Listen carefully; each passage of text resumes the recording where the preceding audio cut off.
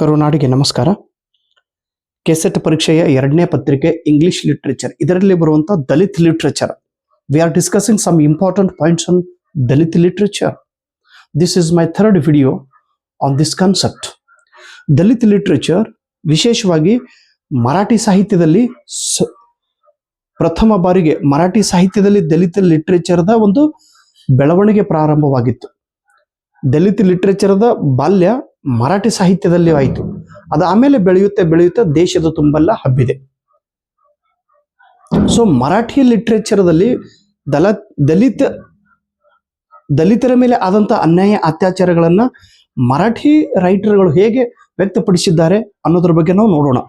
Okay, ದಲಿತ literature ಇನ್ Marathi literature 1958 ಅಲ್ಲಿ, please remember, ಇದು ಪ್ರಶ್ನೆ ಕೇಳಿದ್ರು. ದಲಿತ್ ಲಿಟ್ರೇಚರ್ ಅನ್ನುವ ಪದವನ್ನ ಪ್ರಥಮ ಬಾರಿಗೆ ಯಾವಾಗ ಬಳಕೆ ಮಾಡಿದ್ರು? 1958 ಅಲ್ಲಿ. ಎಲ್ಲಿ? ಮುಂಬೈಯಲ್ಲಿ.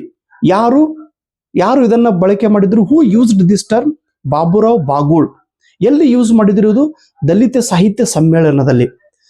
ನಮ್ಮ ದೇಶದ ದ ಫಸ್ಟ್ ದಲಿತ ಸಾಹಿತ್ಯ ಸಮ್ಮೇಳನ was fair. It was held. ಇದು ಎಷ್ಟನೇ ಇಸ್ವಿಯಲ್ಲಿ ಈ ಸಮ್ಮೇಳನವನ್ನ ಆಯೋಜನೆ ಮಾಡಿದ್ದರು? 1958. ಫಸ್ಟ್ ದಲಿತ ಸಾಹಿತ್ಯ ಸಮ್ಮೇಳನವನ್ನ ಯಾರು ಆರ್ಗನೈಸ್ ಮಾಡಿದ್ರು? ಅಣ್ಣಾಭಾವು ಸಾಠೆ. ಅಣ್ಣಾಭಾವು ಸಾಠೆ ಇವರಿಗೆ ಏನೆಂದು ಕರೆಯುತ್ತಾರೆ? ಹಿ was the founding father of Dalit literature. ಶಾಲೆಗೆ ಹೋಗದೆ ಕೇವಲ 4ನೇ ತರಗತಿವರೆಗೆ ಶಾಲೆ ಕಲಿತಂತ ಈ ವ್ಯಕ್ತಿ 35 ನಾವೆಲ್ಸ್ಗಳನ್ನ ಬರೆದು ದೊಡ್ಡ ಸಮಾಜ ಸುಧಾರಣೆ ಮಾಡಿದಂತ ವ್ಯಕ್ತಿ. ದಲಿತರ ಮೇಲೆ ಆದಂತ ಅನ್ಯಾಯಗಳನ್ನ ಪವಾಡಗಳ ಮೂಲಕ, ಬ್ಯಾಲಡ್ಸ್ಗಳ ಮೂಲಕ, ಹಾಡುಗಳ ಮೂಲಕ, ನಾವೆಲ್ಗಳ ಮೂಲಕ ವ್ಯಕ್ತಪಡಿಸಿದ್ದಾರೆ. ಇವರು ರಷ್ಯಾ ದೇಶಕ್ಕೆ ಹೋಗಿ ಅಲ್ಲಿ ಕೂಡ ಶಿವಾಜಿ ಮಹಾರಾಜರ ಬಗ್ಗೆ ಹೇಳಿದ್ದಾರೆ ಅಣ್ಣಾಭಾವು ಸಾಠೆ.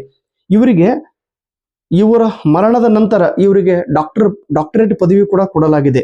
ಮೊನ್ನೆ 2022 ಅಲ್ಲಿ ರಷ್ಯಾ ದೇಶದಲ್ಲಿ ಇವರ ಒಂದು ಪುತ್ಥಳಿಯನ್ನ ಅನಾವರಣ ಮಾಡಲಾಗಿದ್ದಾರೆ ಅಲ್ಲಿ ರಷ್ಯಾ ದೇಶದಲ್ಲಿ. ಓಕೆ, ಮಹಾರಾಷ್ಟ್ರ ಸರ್ಕಾರದವರು ಇದಕ್ಕೆ ಈ ಒಂದು ಕಾರ್ಯಕ್ರಮಕ್ಕೆ ಹಣಕಾಸಿನ ನೆರವು ಕೂಡ ಮಾಡಿದ್ದಾರೆ.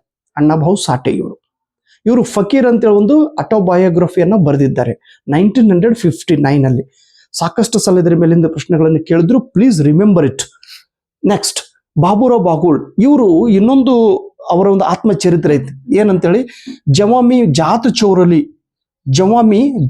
ಚೌರಲಿ. ನಾನು ಯಾವಾಗ ನನ್ನ ಜಾತಿಯನ್ನು ಕದ್ದಿದ್ದೇನೆ ಅಂತೇಳಿ. When I had considered my caste 1963. Namdeo Dhasal. He was the founder of Dalit Panther in Mumbai. Please remember, ಈ ಪುಸ್ತಕ, ಇದು ನೆಟ್ ಎಕ್ಸಾಮ್ ಒಂದ್ಸಲ ಪ್ರಶ್ನೆ ಕೇಳಿದ್ರು. The anthology of Dalit literature, an anthology of Dalit literature. Who edited ಈ ಬುಕ್ ಅನ್ನ? ಯಾರು ಎಡಿಟ್ ಮಾಡಿದ್ದಾರೆ? ಮುಲ್ಕ್ ರಾಜ್ ಆನಂದ್ ಅಂತೇಳಿ ಭಾರತೀಯ ರೈಟರ್. ಆಮೇಲೆ ಇವರೊಬ್ರು ಎಲಿನೋರ್ ಝೆಲಿಯೋಟ್. ಇಬ್ರು ಜನ ಕೂಡಿ ಆಂಥಾಲಜಿ ಆಫ್ ದಲಿತ್ ಲಿಟ್ರೇಚರ್ ಈ ಪುಸ್ತಕವನ್ನ, ಒಂದು ಗ್ರಂಥವನ್ನ ಎಡಿಟ್ ಮಾಡಿದ್ದಾರೆ. ಪಾಯ್ಸನ್ಡ್ ವಿಷಕಾರಿ ರೊಟ್ಟಿ ಅಂತೇಳಿ ಕರಿತೀವಿ, poisoned bread. This book was very popular. Because of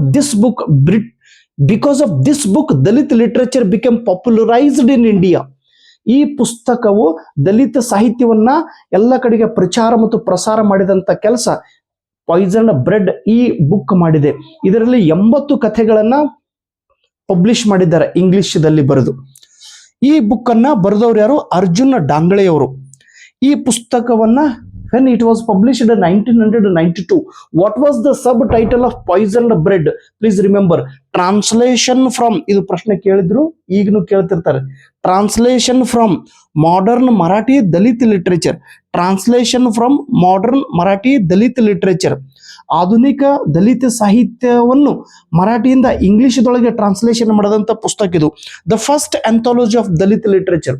which was the first anthology of Dalit literature? This Poisoned Bread. More than 80 stories were published. This book was the first book which was popularized Dalit literature in India. ಇದರೊಳಗೆ ಯಾರ್ದು ಕತೆ ಬರ್ತದ್ರಿ? ಬಂಧು ಮಾಧವ್ ಅಂತೇಳಿ ಒಬ್ಬ ಮಹಾರ ಜಾತಿಯ ವ್ಯಕ್ತಿ ಹಳಸಿದ ಅನ್ನವನ್ನ ಊಟ ಮಾಡುತ್ತಾನೆ, ರೊಟ್ಟಿಯನ್ನು ಊಟ ಮಾಡುತ್ತಾನೆ, ಬ್ರೆಡ್ ಅನ್ನು ತಿನ್ನುತ್ತಾನೆ. ಅದು ತಿಂದ ತಕ್ಷಣ ಅವನು ಸಾಯುತ್ತಾನೆ. ಅದರ ಒಂದು ವರ್ಣನೆ ಈ ಪುಸ್ತಕದಲ್ಲಿ ಮಾಡಿದ್ದಾರೆ. ಆಮೇಲೆ ಚಾರಲ್ ಲಿಟ್ರೇಚರ್, ಇದು ಪ್ರಶ್ನೆ ಕೇಳಿದ್ರು ನೋಡ್ರಿ. ವೆಸ್ಟ್ ಬೆಂಗಾಲ್ ಚಾರಲ್ ಲಿಟ್ರೇಚರ್, ಇದು 2015 ಒಳಗೆ ನಾನು ವೆಸ್ಟ್ ಬೆಂಗಾಲ್ ಸೆಟ್ ಎಕ್ಸಾಮ್ ಅನ್ನು ಬರೆದಿದ್ದೆ. Charal literature means what? Charal literature means Dalit literature in Bengali. Okay, Bengali ಭಾಷೆದೊಳಗೆ ಚರಲ್ ಲಿಟ್ರೇಚರ್ ಅಂತ ಕರೀತಾರೆ.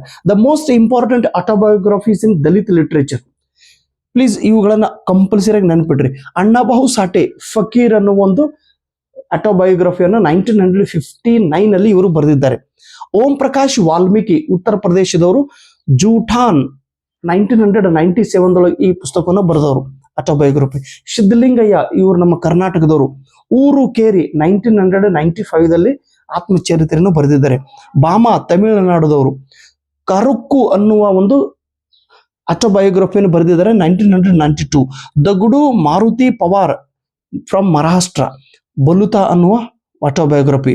ಬಾಬುರಾವ್ ಬಾಗೂಳ್ ಜವಾಮಿ ಜಾತ್ ಚೌರಲಿ 1963. ಬೇಬಿ ತಾಯಿ ಕಾಂಬ್ಳೆ ಜೀನಾ ಅಮೂಚಾ, ಅಮ್ಮ ನೋಡು ಕರೆಕ್ಟ್ ಅದನ್ನು. Urmila Pawar, please remember the name, Urmila Pawar 2003 ಅಯ್ಯದಾನ್ book was written. This book was translated into English as The Weave of My Life. The Weave of My Life. Please remember. Dalit Women's Memories. Telangana set exam da ಕೇಳಿದ್ರು. 2008 this book was translated into English by Maya Pandit. ಇವರು ಇಲ್ಲೇ ಸೊಲ್ಲಾಪುರ ಜಿಲ್ಲೆಯ ಬಾರ್ಶಿ ಅಂತ ಒಂದು ಊರು ಐತಿ, ಬಾರ್ಶಿ ತಾಲೂಕಿನವರು ಮಾಯಾ Pandit madam. ಇವರು ಇಫ್ಲು ಯೂನಿವರ್ಸಿಟಿದೊಳಗೆ, ಹೈದರಾಬಾದ್ ಅಲ್ಲಿ ಇಫ್ಲು ಯೂನಿವರ್ಸಿಟಿಯಲ್ಲಿ ಇಂಗ್ಲಿಷ್ ಲಿಟ್ರೇಚರ್ ಅನ್ನ ಕಲಿಸುವಂತ ಪ್ರೊಫೆಸರ್ ಇದ್ದಾರೆ, ಮಾಯಾ ಪಂಡಿತ್ ಮೇಡಮ್ ಅವರು. ಆಮೇಲೆ ಇವರನ್ನು ನೋಡಿವಿ ನಾವು, ಮೇಡಮ್ ಅವರು ತುಂಬಾ ಬ್ರಿಲಿಯಂಟ್. ಶಾಂತಾಬಾಯಿ ಕಾಂಬ್ಳೆ, माझ्या जन्माची ಚಿತ್ರಕಥಾ, माझ्या जन्माची ಚಿತ್ರಕಥಾ. ಹಾ, ಓಕೆ. ಹಾ, ಏನು ಶಾಂತಾಬಾಯಿ, ಓ ಮಹಾಪುರಿ ಶಾಂತಾಬಾಯಿ. ನಮ್ ಶಾಂತ ಲಕ್ಷ್ಮಿ ಅವರೆಲ್ಲ ಸ್ಕೂಲ್ ಒಳಗೆ ಶಾಂತಾಬಾಯಿ ಅಂತಾರ. ಓ Shantabai. Okay, thank you so much. ನಮಸ್ಕಾರ. ಕರೆಕ್ಟ್ ಆಗ್ಯದ? ಆಗ್ಯದೇನಿಲ್ಲ ವಿಡಿಯೋ? ಎಷ್ಟು ಮಿನಿಟಿಂದ ಆಯ್ತು? 4:41, 7:41. ಓಕೆ. 44.